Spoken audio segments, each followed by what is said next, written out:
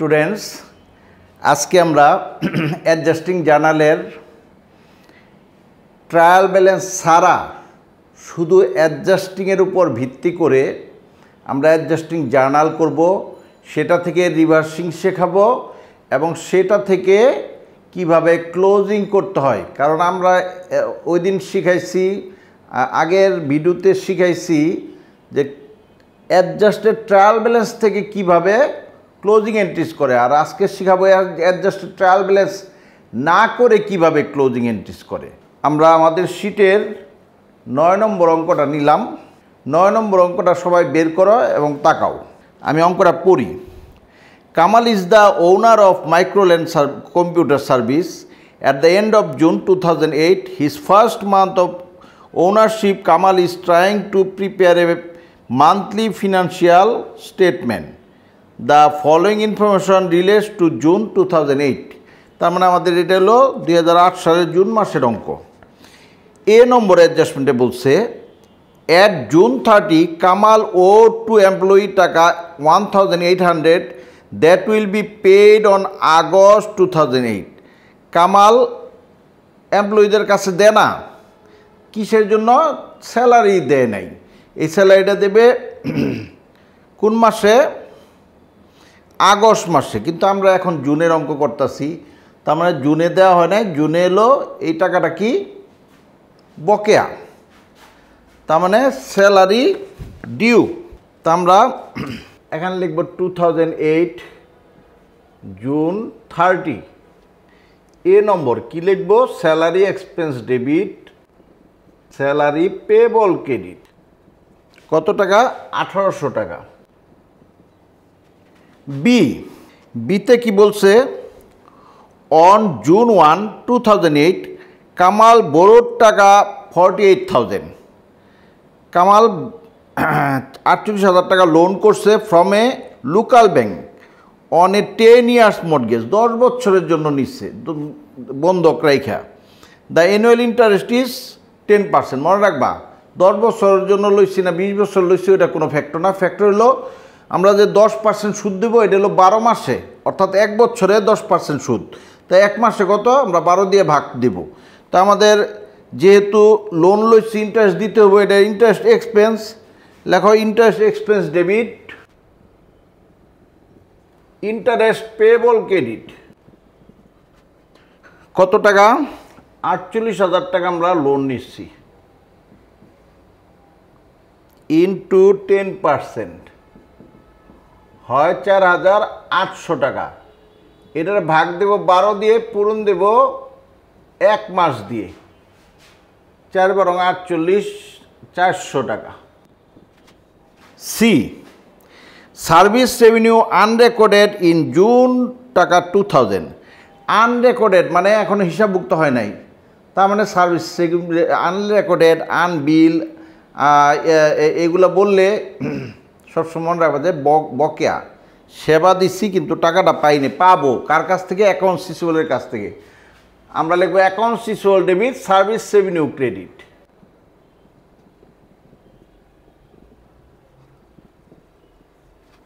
D number, utilities expense accrued টাকা 4000। Utilities expense একটা খরচ, খরচের বকেয়া। Utilities expense debit, utilities payable credit.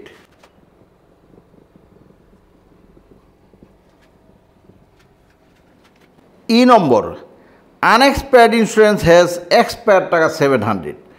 Unexpired insurance expired হয়েছে, এক্সপায়ার্ড মানে এক্সপেন্স হয়েছে। তা আমরা আনএক্সপায়ার্ড মানে কি? প্রিপেইড। তো প্রিপেইড এক্সপেন্স হয়েছে, প্রিপেইড টাকা দিছিলাম, ওখান থেকে কাইটা নিচ্ছে। তা আমরা লিখব কি? Insurance expense debit, unexpired insurance credit অথবা প্রিপেইড ইন্স্যুরেন্স ক্রেডিট।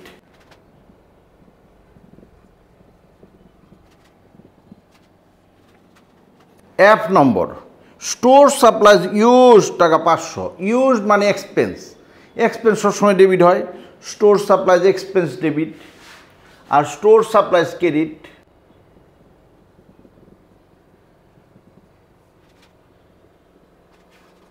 জি নম্বর, আনআর্ন রেভিনিউ আর্ন টাকা 1200। আনআর্ন রেভিনিউ আর্ন হয়েছে। আর্ন হওয়া মানে কি? আনআর্ন থাকে ক্রেডিট আর্ন হইলে আনআর্ন হয়ে যাবে ডেবিট, তাই unearned revenue debit, service revenue হয়ে যাবে ক্রেডিট।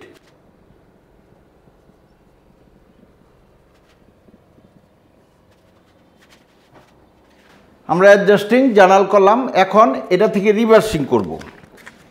আমি তোমাদের বলছিলাম যে কোনগুলা রিভার্সিং হয়, 4টা জিনিস: খরচের বকেয়া, খরচের অগ্রিম, আয়ের বকেয়া, আয়ের অগ্রিম। তো খরচের বকেয়া হইলে আমরা কি করি, এক্সপেন্স ডেবিট, পেবল ক্রেডিট। দেখো মিলে নাকি, এই যে একটা এক্সপেন্স ডেবিট, পেবল ক্রেডিট, এই যে একটা এক্সপেন্স ডেবিট, পেবল ক্রেডিট, এই যে একটা এক্সপেন্স ডেবিট, পেবল ক্রেডিট, নাই, 3টাই। এরপরে আমরা খুঁজব খরচের অগ্রিম, অর্থাৎ প্রিপেড ডেবিট, এক্সপেন্স ক্রেডিট। এই যে প্রিপেড ক্রেডিট আছে, ডেবিট নাই, তা নাই। 3 নম্বর খুঁজবো আয়ের বকেয়া। আয়ের বকেয়া হলো receivable debit, accounts receivable debit, revenue credit. তো দেখো এই যে রিসিভেবল ডেবিট, রেভিনিউ ক্রেডিট। তারপরে আয়ের অগ্রিম, আয়ের অগ্রিম দায় ক্রেডিট থাকে, আনআর্ন ক্রেডিট, অর্থাৎ revenue debit, unearned revenue credit. Revenue debit, revenue credit আছে, আনআর্ন রেভিনিউ ডেবিট আছে, হবে না। তার মানে আমরা কয়টা পাইলাম, 1টা 2টা 3টা 4টা, 4টা যাবে, দ্বারা আমরা উল্টিয়ে দেই, তবে হয়ে যাবে রিভার্সিং।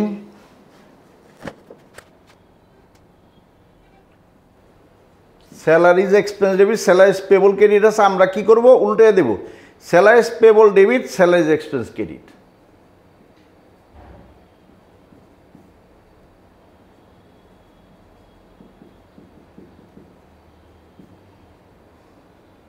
আর এটা নেরেশন কি হবে, এটা খরচের বকেয়া, to reverse accrued salary expense বা টু রিভার্স স্যালারিজ পেবল, যেটা লেখো, আমি লিখলাম না কারণ আগে করিয়েছি।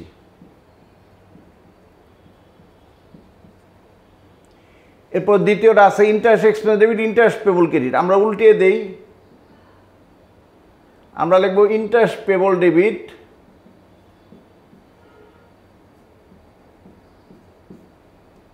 Interest expense credit.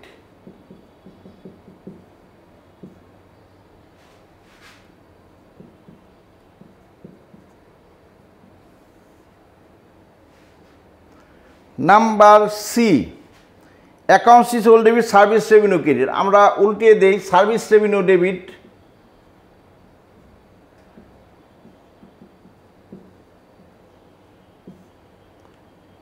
আর অ্যাকাউন্টস রিসিভেবল ক্রেডিট।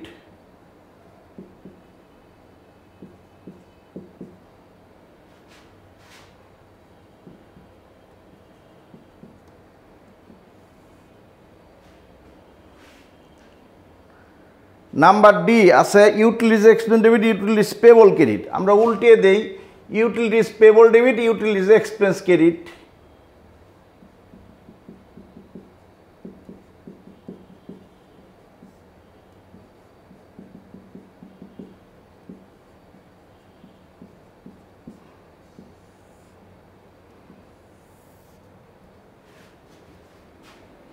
হয়ে গেল রিভার্সিং। এখন আমরা কি করব, ক্লোজিং।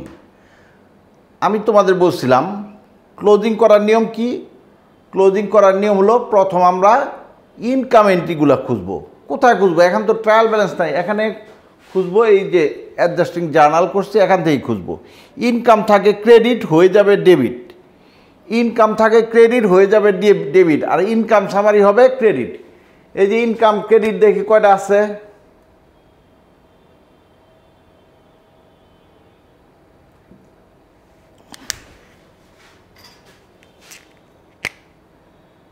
এই যে একটা ইনকাম আছে, এই যে একটা ইনকাম আছে, তার মানে 2000 টাকা আর 1200 টাকা।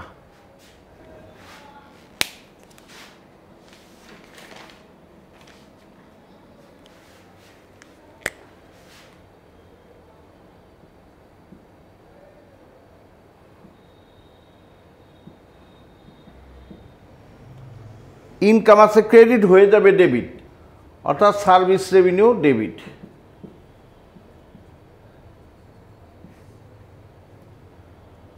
আর income summary credit.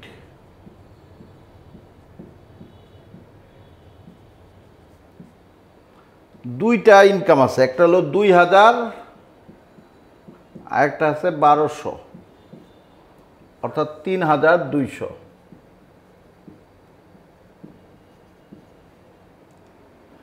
নিরেশন লাগবা two close service revenue বা টু ক্লোজ ইনকাম এন্ট্রিজ। এবার আমরা খরচগুলি বাদ করব। খরচ থাকে ডেবিট, হয়ে যাবে ক্রেডিট। এই যে খরচ থাকে ডেবিট দিকে, এই একটা, এই একটা, এই যে একটা, এই যে একটা, এই যে একটা, আর নাই। এই 5টা খরচ আছে ডেবিট, 5টা খরচ হয়ে যাবে ক্রেডিট। আর আমরা ইনকাম সামারি করব ডেবিট।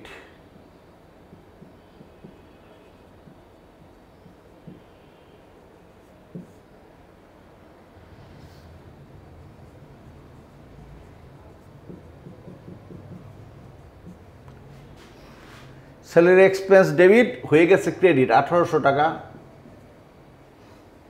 ইন্টারেস্ট এক্সপেন্স ডেবিট 400 হয়ে যাবে ক্রেডিট।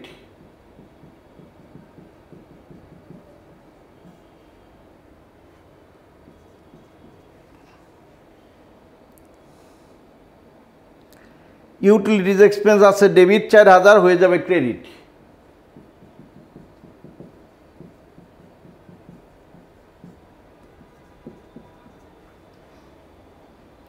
ইন্স্যুরেন্স এক্সপেন্স আছে ডেবিট 700 টাকা হয়ে যাবে ক্রেডিট।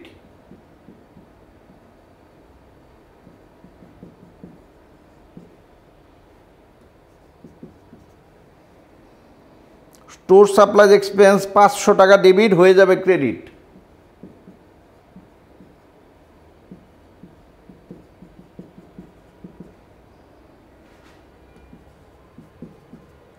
এই কটা যোগ করলে কত হয়? 7400।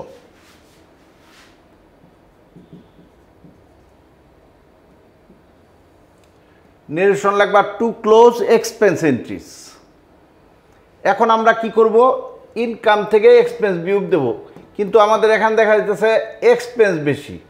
এক্সপেন্স থেকে ইনকাম বিয়োগ দিলে নিট লস। নিট লস সবসময় লাভ লোকসানের ক্রেডিট দিকে বের হয়, ইনকাম সামারির ক্রেডিট দিকে বের হয়। এটা হয়ে যাবে ডেবিট। তাই নিট লস ডেবিট।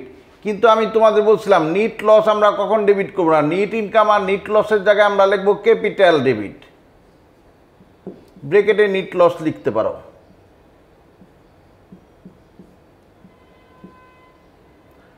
আর ইনকাম সামারি ক্রেডিট।